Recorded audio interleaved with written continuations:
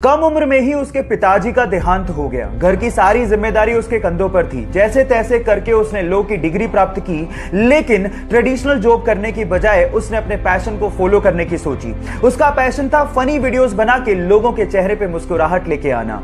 उसने social media पर बिना वल्गैरिटी की साफ सुथरी वीडियोस को अपलोड करना शुरू किया, लेकिन इनिशियल कमेंट्स में उसकी वीडियो को लोग देहाती और गवार कह के कमेंट किया करते थे। लेकिन उसने लोगों के कमेंट्स की परवाह नहीं की, वीडियो सोशल मीडिया पे अपलोड करते रहा और देखते ही देखते 15 मिलियन सब्सक्राइबर वाला इंडिविजुअल यूट्यूब स्टार बन गया। Yes guys, I am talking about Amit Badana. Guys, यहां सीखने लायक बात यह है कि अगर आपको अपने आइडियाज पे भरोसा है तो लोग चाहे कुछ भी कहें, परवाह मत करो और आगे बढ़ते चलो। हारी हुई बाजी को जो जीत जाए सिकंदर वही होता है। अब लास्ट के 2 T20 जो कि इंडिया और न्यूजीलैंड के बीच में हो रहे हैं, उनको देख के तो ये लगता है कि भारत सिकंदर की तरह खेल रहा है। अब आप खुद ही अंदाजा लगाइए, जो 4th T20 हुआ उसमें न्यूजीलैंड को लास्ट ओवर में मात्र 7 रन चाहिए थे, और T20 में 7 रन 6 बॉलों में बनाना बहुत आसान होता है जब आपके पास 7 विकेट हो। लेकिन शार्दुल ठाकुर आए, उन्होंने उसी ओवर में 4 विकेट निकाले और 6 रन ही दिए और मैच फिर से टाई करवा दिया। अब एक्साइटमेंट चरम सीमा पर था।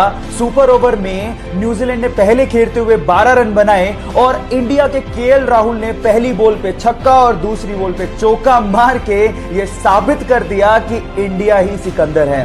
हारी बाजी जीती कैसे जाती है, कोई कोहली और उसकी टीम से सीखे। गाइस, बिल गेट्स कहते हैं कि मैं एक एग्जाम के कुछ पेपर में फेल हो गया, लेकिन मेरे सारे दोस्त उसमें पास हो गए। लेकिन आज जो एग्जाम में पास हो गए थे वो मेरी कंपनी में काम करते हैं और मैं उस कंपनी का मालिक हूं। गाइस, ये बात आप लोग याद रखिएगा कि अगर आप गरीब पैदा हुए हो तो उसमें आपकी कोई गलती नहीं है, लेकिन अगर आप गरीब मर गए तो इसमें 100% आप ही की गलती है। इसीलिए फेल होने से मत डरो, आगे बढ़ो, गलतियों से सीखो और वो करके दिखाओ जिसकी दुनिया सिर्फ सपने देखती है। क्या कहते हो आप लोग? लिखो अभी, yes I can do it. T20 के इतिहास में मैंने ऐसा मुकाबला पहले कभी नहीं देखा। पहले तो न्यूजीलैंड को मात्र 4 बॉलों में इंडिया के खिलाफ 2 रन चाहिए थे, और वो भी शमी के उस ओवर में जिसमें उसको छक्का पड़ा हो। लेकिन फिर भी शमी ने उन 4 बॉलों में 2 विकेट निकाले और 1 रन देके मैच को टाई करवा लिया। अब बात जब सुपर ओवर तक पहुंची तो हालात ये थे कि इंडिया को 2 बॉलों में टोटल 10 रन की रिक्वायरमेंट थी जीतने के लिए।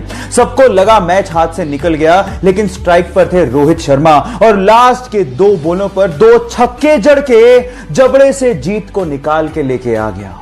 अब यहां पर सीखने लायक बात यह है गाइस, जो लास्ट तक हार नहीं मानते, जीत उन्हीं को स्वाद में चखने को मिलती है।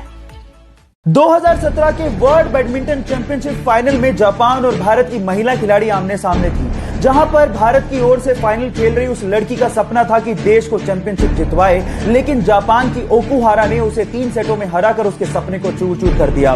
लेकिन उस लड़की ने हार नहीं मानी और मेहनत की। फिर से 2019 में उसी जापान की लड़की से उस भारत की लड़की का मुकाबला फाइनल में हुआ, लेकिन इस बार मात्र 36 मिनट में सीधे 2 सेटों में उसे हराकर अपनी हार का बदला लिया और भारत को चैंपियनशिप जिता के भारत का नाम रोशन किया। Yes, I am talking about PV Sandhu. Guys, यहां सीखने लायक बात यह है कि कई लोग हार को पचाकर बैठ जाते हैं, लेकिन कई लोग इतनी मेहनत करते हैं तब तक जब तक उस हार को जीत में बदल ना दे। चाइना के वुहान सिटी के मीट मार्केट से निकला कोरोना वायरस आज पूरी मानव जाति के लिए खतरा बना हुआ है, लेकिन यह मानव जाति को और नुकसान ना पहुंचाए इसके लिए चाइनीज गवर्नमेंट ने 2 रिमार्केबल काम किए हैं जो आप लोगों को सुनने चाहिए। नंबर 1, 6 दिन में 1000 बेड का हॉस्पिटल तैयार करना। इतना बड़ा कंस्ट्रक्शन मात्र 6 दिन में करना इम्पॉसिबल सा टास्क है, लेकिन चाइनीज गवर्नमेंट और वहां के लोग ये काम कर रहे हैं ताकि लोगों को प्रोटेक्ट किया जा सके। ये बहुत बड़ी बात है। नंबर 2, जहां पर यह वायरस बहुत तेजी से फैला है, जिन सिटीज में यह फैला हुआ है उसको बाकी वर्ल्ड से आइसोलेट करने का काम भी उन्होंने किया है।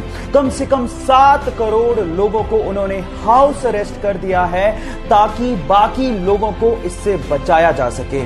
और यह रिमार्केबल वर्क है जिसके लिए हमें चाइनीज गवर्नमेंट की तारीफ करनी चाहिए। बेंगलोर का एक कॉमन मैन जो पेशे से नाई है, उसने अपने हार्ड वर्क की बदौलत ऐसा अनकॉमन अचीव किया है जिसे आप सुन के हैरान रह जाएंगे। उसके पास टोटल 378 कारें हैं, जिसमें से 120 कारें लग्जरियस हैं, जैसे कि Rolls Royce, BMW, Jaguar, Audi.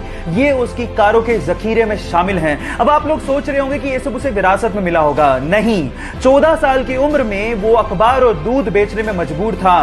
पापा के नाई के बिजनेस को वो आगे बढ़ा रहा था, लेकिन वो लाइफ में कुछ बड़ा अचीव करना चाहता था। फाइनली उसने रेंटल कार का बिजनेस शुरू किया और देखते ही देखते वो बेंगलोर में सबसे बड़ा रेंटल कार बिजनेस बन गया।